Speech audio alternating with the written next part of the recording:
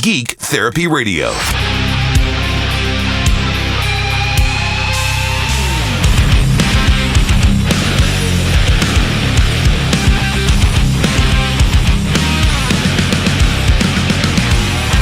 Welcome to Geek Therapy Radio. I'm your mental curator, Johnny Hemberger. Just a reminder, you can always reach me, geektherapy@iheartmedia.com. That's the email, geektherapy@iheartmedia.com. Also, through my website, geektherapyradio.com. There's contact information. There's all sorts of fun stuff at geektherapyradio.com. So, all right. This episode, yes, we're going to talk about coronavirus, but I have one of my best friends on the show, Daniel S., who currently lives in Malaysia, in Kuala Lumpur, so pretty much ground zero. A lot happening with coronavirus in Southeast Asia, and it's really cool to get his perspective, but we talk about a lot of other fun stuff as well. Let's just dive right into it. My guest today is friend of the show and best friend and best man in real life, Daniel Esesess, who's been on the show many times before. Dan, how are you doing there in Kuala Lumpur? Thank you for having me on, John. I'm doing, all things considered, I'm doing pretty well. And you know, it's been almost exactly a year. I guess maybe a year and a week or a year and 2 weeks since I've been on your show. It's been a while, so thanks for having me back on. Has it been a year? You sound like you're going a little stir crazy there. You sound like you're hamming it up a little bit. What has it been a year and a half, do you think? I can't even remember. No, not a year and a half, a year and a week. So The last time I was on your show was that time I kidnapped you and took you to El Salvador. That was the last pod that we did together. Oh, yeah, and I saw you left a Facebook message on my wife's Facebook that said, "Sorry for giving your husband diarrhea."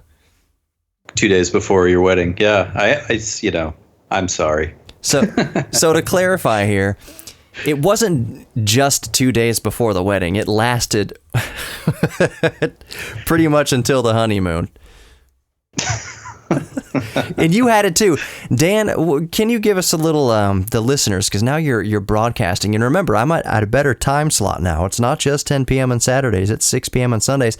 And people are quarantined, so people have no choice but to listen. Can you give us a little glimpse of the speech you made? The speech you made at my wedding.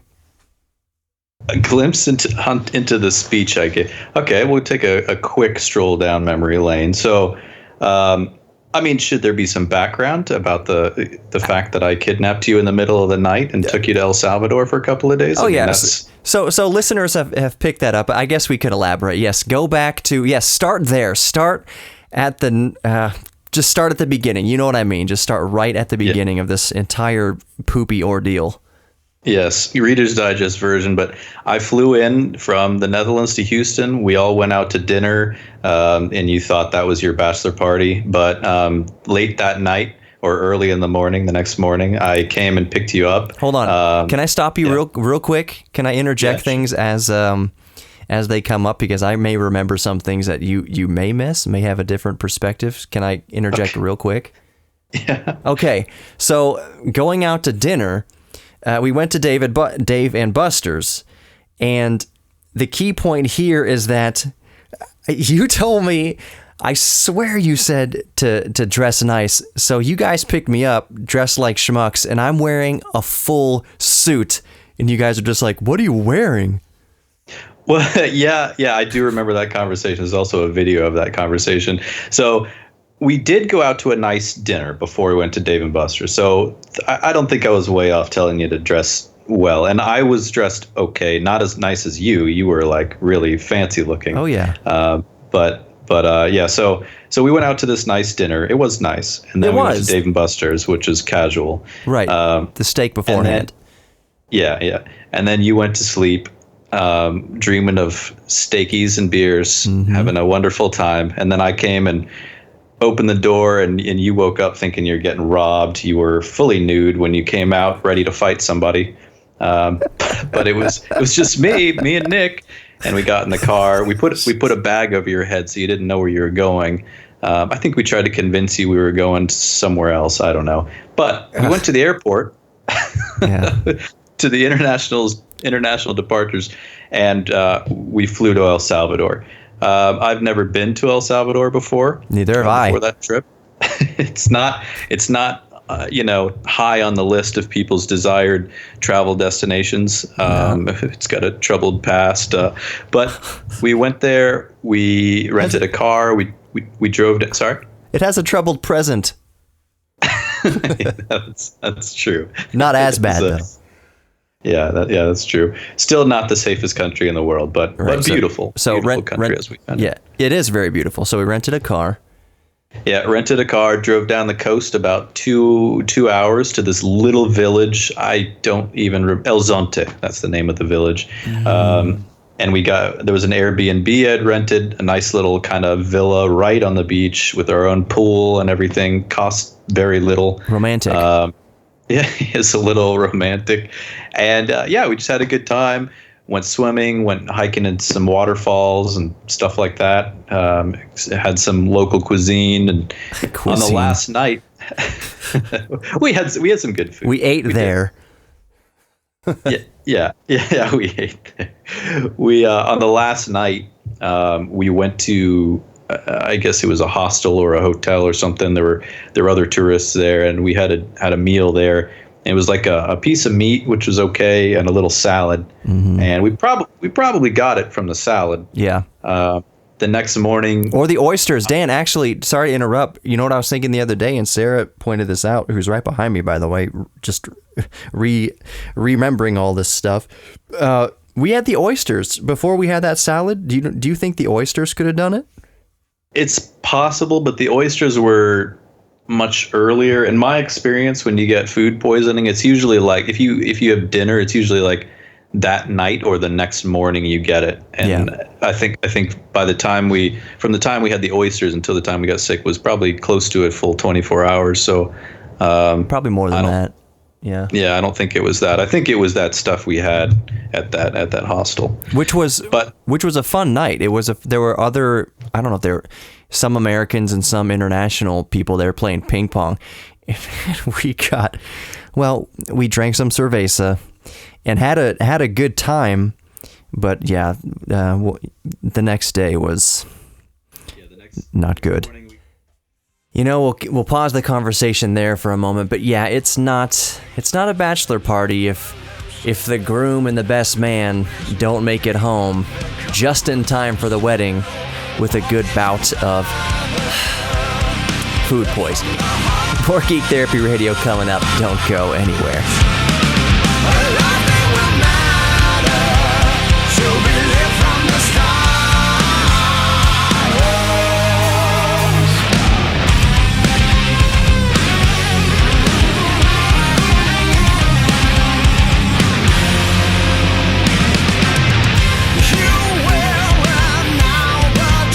Welcome back to Geek Therapy Radio. We rejoin the conversation with my friend Dan, who lived in Malaysia and kidnapped me to El Salvador right before my wedding. My wife was so happy about that. But anyways, let's rejoin the conversation. Yeah. So we got home very, very late. And then the next day was the rehearsal dinner, I believe. And I remember sitting at dinner, like, not really having much of an appetite, but enjoying the meal nonetheless. Mm-hmm. And then the following day after that was the wedding. And I think I was starting to recover by then, but not, it took like 6 more days to fully recover, but I was starting to feel a little better by the wedding. So it was still a great wedding. Everybody had a great time, including myself. And I hope you guys did too, obviously. Absolutely. But yeah, so the speech, I gave a speech, and I specifically mentioned, what did I call it? Traveler's stomach sadness? Yeah, traveler's stomach sadness. That's pretty speech. This is in front of like 70 or 80 people. This is the best man speech, and you basically just described that we both had diarrhea. Yeah, I sure did. Oh, gosh. Do you remember what else was happening? For other listeners local to Houston, another unique thing that was happening around our area at the time that you took a great aerial footage of was that, what was El Campo? Not El Campo. oh gosh, that big refinery fire. That seems like took like 2 weeks to put out. Yeah, that I actually, when I was flying out back to the Netherlands, I was flying eastbound, and just out the right window, I had a really good view of that fire, and I took some video of it. It was massive. It's the plume went so high, it was like a volcano, that the volcano shoots up like 60,000 feet into the atmosphere, and then the jet stream basically takes it away. That's what was happening with this refinery fire. And that was our, it wasn't the view out of our hotel room, the night of the wedding. Was it the night, babe? Did we go to Galveston that night? Yes, we did. Okay, we went to Galveston. Yes, we did. Yes. Galveston that night. And at first they put us in a room that was basically staring at air conditioners. So I went downstairs and I said, I didn't mention this, maybe I should have, but this room won't do. It is our anniversary, so if there's anything, I said I'd be willing to pay for it. I said it's our anniversary, or not anniversary, it's our wedding night. I'm willing to pay for a better room so we're not staring at air conditioners. So they moved us to the 15th floor. It was adults only, and which was great. So there's no kids running around screaming. So we had a good view of Galveston Bay. But when you walked out of the room, it was one of those glass corridors, I guess, where the whole other side of the building is glass. And when you walk out of your room, you're just staring at the other side of the building. And you had a perfect view 15 floors up of that refinery fire happening. It looked probably 20 miles away. I'm blanking out on the actual area of the city. It doesn't matter. We're just regaling with the tale of my wedding night and our traveler's sadness and the diarrhea that I had. They tell you not to get into the pool when you have diarrhea. And I never quite understood that, because I was thinking, like, no one's going to get in the pool and just, you would hope that somebody would get out of the pool before a breach. Yeah. But okay, so people who stay at the San Luis Hotel in Galveston, I did not compromise the pool. Everything is fine. This was almost exactly a year ago, as it happens. Let's fast forward a little bit. That was a long explanation of leading up to the time where you gave a speech at my wedding, telling everybody there in this nice, beautiful moment that the bride and the best man, not the bride, the groom and the best man both have diarrhea. So cheers to that. Dan, do you have a drink around you at all right now? I don't. I wish I did. I'm thirsty, but I do not right now. Okay. Sorry. So that's a good segue. I'm cheersing to you. That's a good segue into the meat and potatoes of the conversation. You are located in Kuala Lumpur. How long have you been in Kuala Lumpur? So yeah, that's a big change since the last time I was on your show. About 6.5 months ago, I moved from the Netherlands to here in Kuala Lumpur. So yeah, about 6.5 months I've lived here. Have you? I'll put this in the show and share as much as you want, because I think it is fascinating. Have you had any more issues with the homeowners stuff selling your house, the crack that they found? Has that been resolved? It hasn't been fully resolved. I've had some chats with the real estate agents, kind of been acting as an intermediary between me and the new owners. Mm-hmm. So just to let you know what's going on there. Yeah. I sold a very old house. I used to have a house that was about 300 years old in the Netherlands, and we sold it just a couple of days before moving here to Malaysia. Contract signed and everything. Yeah, signed, sealed, delivered, done. Yep, all done. And we just going on with our lives here. And one day, December 1st of last year, I got an email from the new owners, and they said that there's been a leak in the shower tile, and the water has leaked down into the ceiling of the living room, and now there's damage in the ceiling, and basically, hey, you need to pay for this. Yeah. And I was just like, what? Yeah. Like, why? It's, you bought a 300-year-old house and things like this happen. Yep. And I had a leak on the top floor in the ceiling from the roof as well when I lived there. It's just something that comes with the territory, buying an old house. But they sure enough pointed out that as per this weird Dutch law or something, you sell the house that it is guaranteed that it is suitable for living in it normally. And if there are defects known or not known at the time of sale, the seller is still liable to pay for it. The thing that I argue is because they did not choose to hire a qualified home inspector before purchasing it, which is critical. especially with an old house. It's required in the United States. You can't buy or sell a house without an inspector, I don't think. Yeah, and I think that's right. And in the Netherlands, I guess it's not required, but basically everybody does it. Yeah. So I don't understand why they chose not to, but they didn't. And so there's no way they can prove that this damage occurred before we sold the house. I mean, we were showering in it every day. I've showered in it. Yeah, exactly. And there's never been any damage. So we had an extremely hot, dry summer, much hotter than normal. Mm-hmm. And it switched to a very cold, wet winter in a very short amount of time. And I think that a crack occurred in the grout during that time, which was after we sold it. But yeah, so that's what they're saying. And they started saying that they're talking to lawyers, and I'm freaking out thinking they're going to try and sue me over this, and went back and forth with the real estate agent a couple of times. I now think from what he's told me that they won't try to sue me, but they still do expect me to pay them money. It's in the realm of 5,000 euros, which is significant enough that if it's not my problem, I don't feel like I should have to pay for it. Extortion. I'm considering giving him like 500 just as a token of goodwill, and this or nothing like that. Yeah, that's what I'm probably going to end up doing.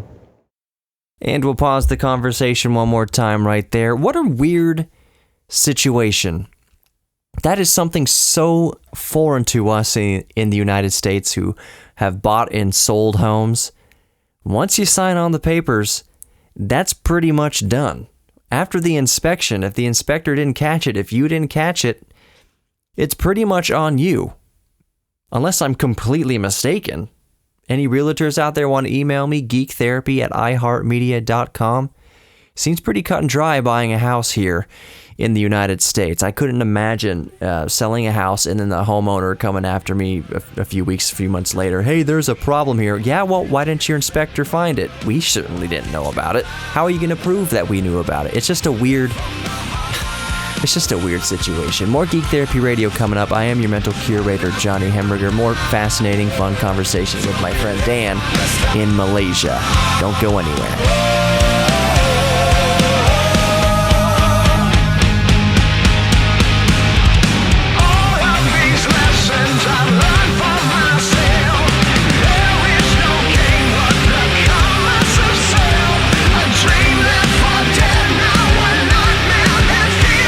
Alrighty, welcome back to Geek Therapy Radio. I'm your mental curator, Johnny Hemberger, and this is the segment where we dive into the C word on the ground from Malaysia. Let's continue the conversation with Dan. Alright, so speaking of that, real quick plug before we move on to what I wanted to have you on here to talk about all sorts of things, but before we move on, I really want you to plug your football/soccer podcast, because Dan, I didn't tell you this. I know I've been a little bit aloof from the Marco Polo, but I have listened to at least the entire first podcast, and you kept saying, "Oh, it's just there if anyone's." I don't think anyone's going to be really interested in it. But you know what? It's still really fun to listen to, and I was engaged the entire time I listened to it. And I don't think I was going to give you some. Well, not critiques, because that's unsolicited, but it's really good. And you said you were, constantly figuring out audio things and little technical things, but that stuff will work itself out. And I think you guys are doing a really good job, you, Fatty, and Nick, for now. Can you tell us a little bit about that podcast? Tell listeners who might be interested, because I do have international listeners, especially via the podcast. I would say most of the people that reach out to me and communicate with me are from all over the world. It's almost like mostly it's people from all over the world, and it's less people from the United States. Even though I know most listeners from the United States, it is quite a global audience. Tell us how people can listen to that podcast if you want. Yeah, thank you, Johnny. I didn't know that you had listened to it. That really does mean a lot that you listened to it. So thank you for listening. And that I enjoyed it.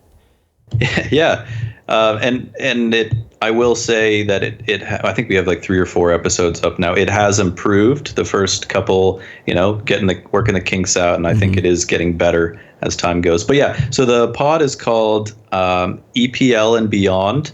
It's a discussion on football culture and life. So EPL is the English Premier League. That's primarily the football or the soccer that we talk about.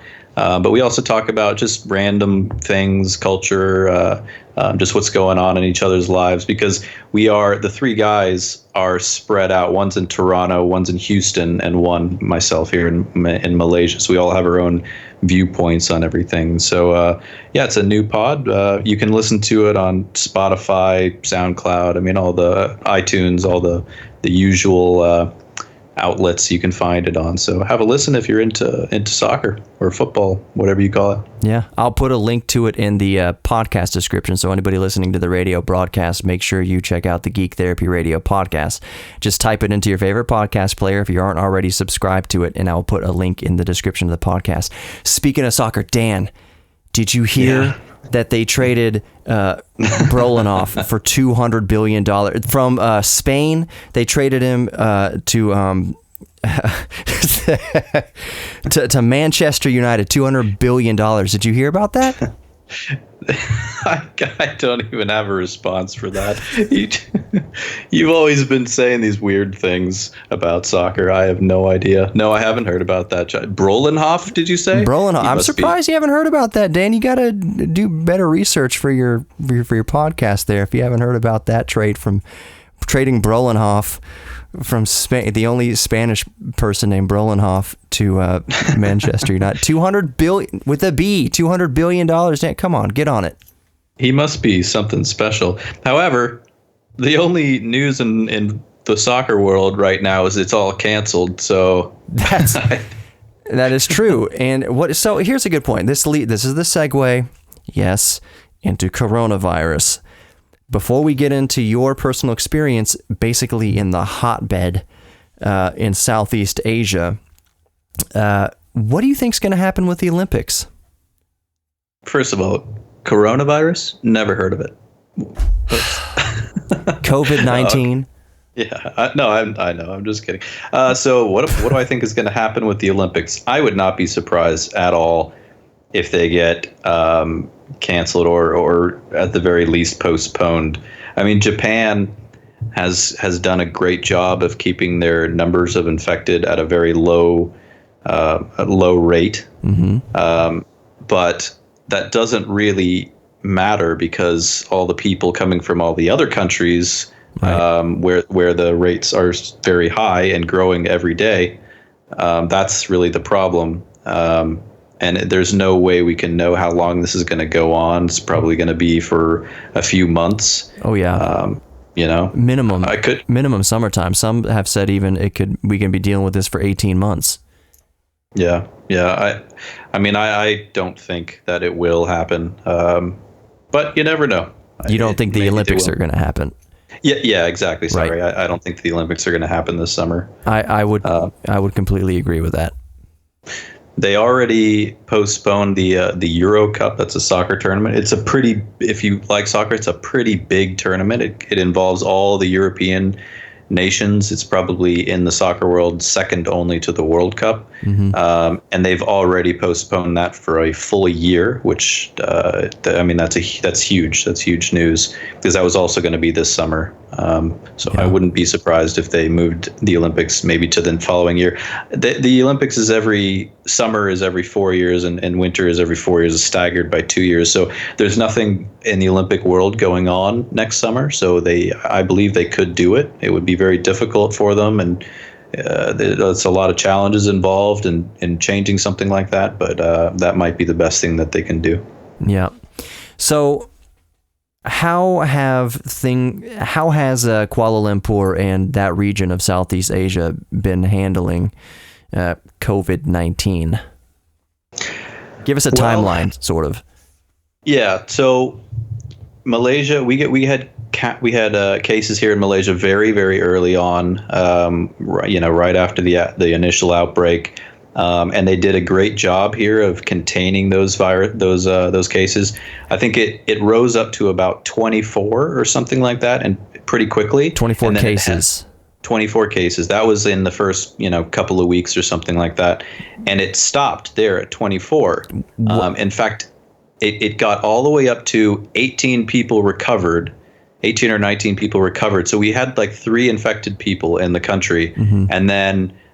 They kept talking about this guy, case number 26. He went out and he was on business in Singapore, I believe, and he went out and contacted a whole bunch of people, and then it grew from there, and then other people got it, and it just, kind of domino effect from there. Other people also brought it in from other countries, and there was this big religious event. I don't even know what it was, but there were thousands of people there. And that kind of led to another outbreak. And now there are, I think, there are over 1,000 cases here in Malaysia, most of them concentrated here in Kuala Lumpur. So that's where we are right now in Malaysia. And we have the highest number out of all the Southeast Asian nations. Although I take some of those numbers with a grain of salt. Indonesia, Cambodia, who knows really how many they have. Yeah. So when Kuala Lumpur first caught wind of this and first started enacting, I guess, protocols to combat it, about what month would you say that was?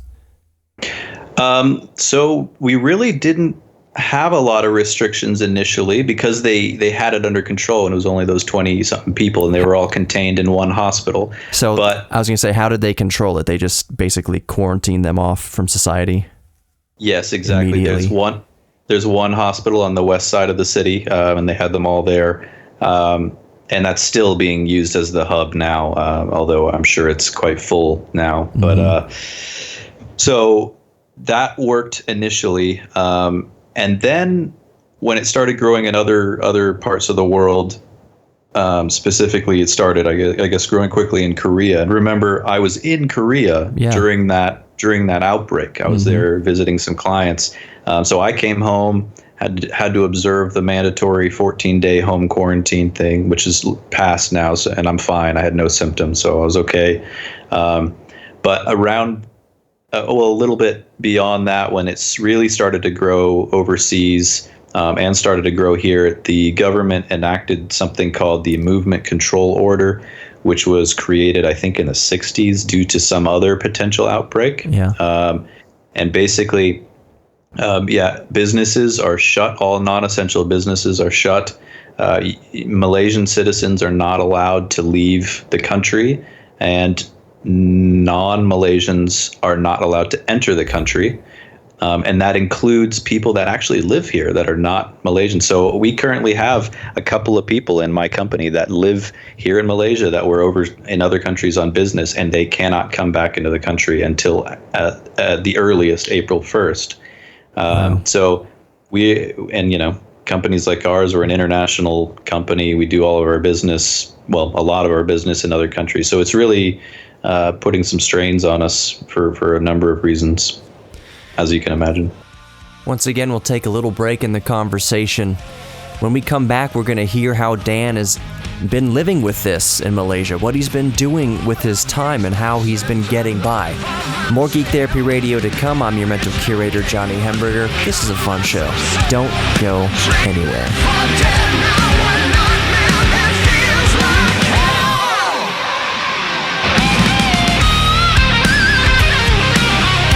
Welcome back to Geek Therapy Radio. I'm, of course, your mental curator, Johnny Hemberger. Today, I've been talking to my best friend, Dan, who lives in Malaysia.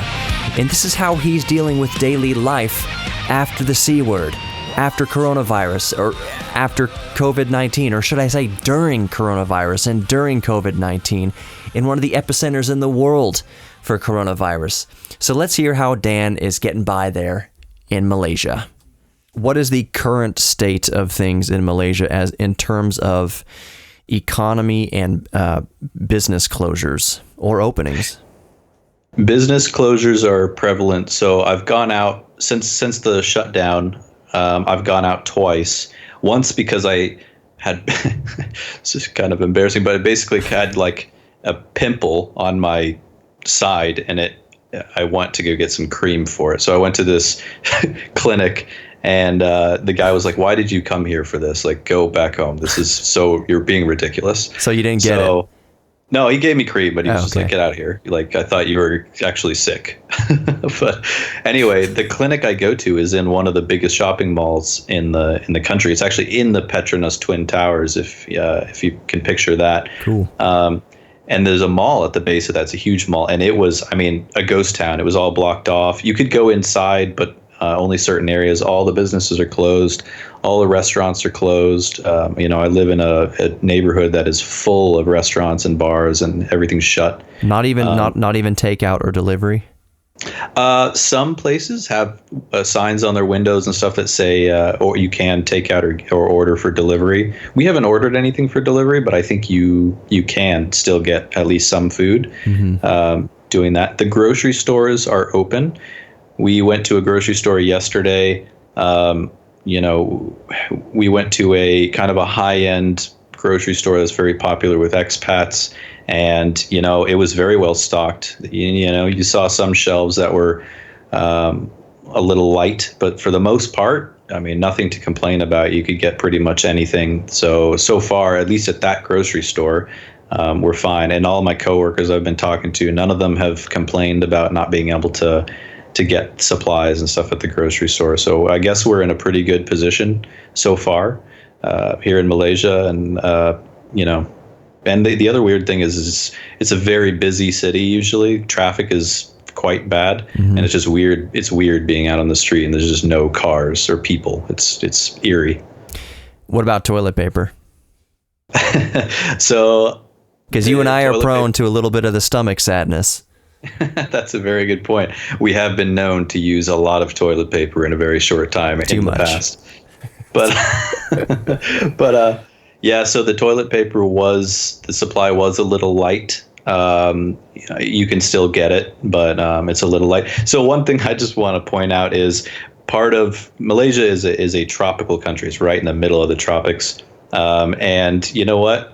We got a whole bunch of really big leaves all over the place. So if toilet paper runs out, I don't think we're really in that big of a problem. I can just go right out to the jungle and get some leaves. Just do what you got to do. Have you heard of using a corn cob? No. Apparently, that's a thing. And maybe somebody can email me and give me more details. Not too many. Well, enough details about it. Apparently, farmers...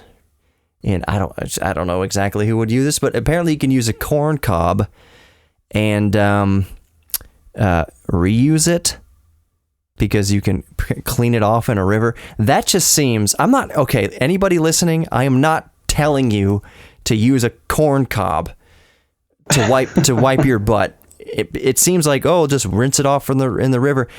It's amazing that human beings have survived as long as we have with Montezuma's. What are you putting directly into yourself if you're using a corn cob? And then I'm not saying you put the corn.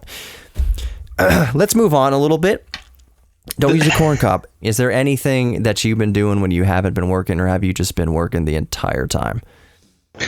I have been very busy working. I have been just reading a little fun book. It's actually Jeremy Clarkson from Top Gear and Grand Tour. He's got a book. It's like World's Worst Cars or something like that. So I've been reading that. So, it's pictures and just it's funny.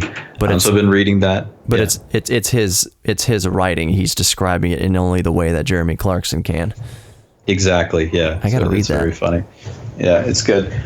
So I've been reading that. But my wife and I have indeed been doing a lot of Netflix for sure. And if there's any time between all that and work, try to get some exercise in and a few video games. That's it. What you also been doing, because I know from Polos, and I would say it's one of your geek things, Dan. I don't know if you've realized this or not, but you probably have. But I would say one of your geek things is cooking. Yeah. Actually, I don't cook a whole lot when my wife is here. She usually does that. But when she leaves, to go out of town to visit family or whatever, then I do a lot of cooking, and I really do enjoy it. And we've been doing a lot of cooking together. I have a really cool cookbook. If there are any bachelors out there that want to kind of get into cooking some more exciting and delicious meals, there's a great book called Cooking with Beer. And I initially got it thinking like, oh, this is fun. I can throw a little beer in my food and it's going to be great. But your peas. Yeah, I don't eat peas, but as you know, but it's actually very well thought out, elaborate, and challenging meals that come out of this book, and very specific types of beer to go with very specific meals. And I've found that pretty much everything I've cooked out of this book has been delicious, like really, really good. So yeah, I do like cooking. Beer and bacon. Those are the two things that men really like. There's a third thing, but we won't get into that here. My wife's walking away now. Yeah, sports. That's the S word I'm looking for.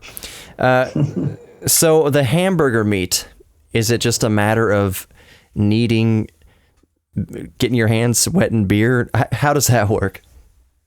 So this time, I have to admit, this one we didn't, because you're supposed to create the patty from scratch, and this one we didn't actually do. You have to kill the cow?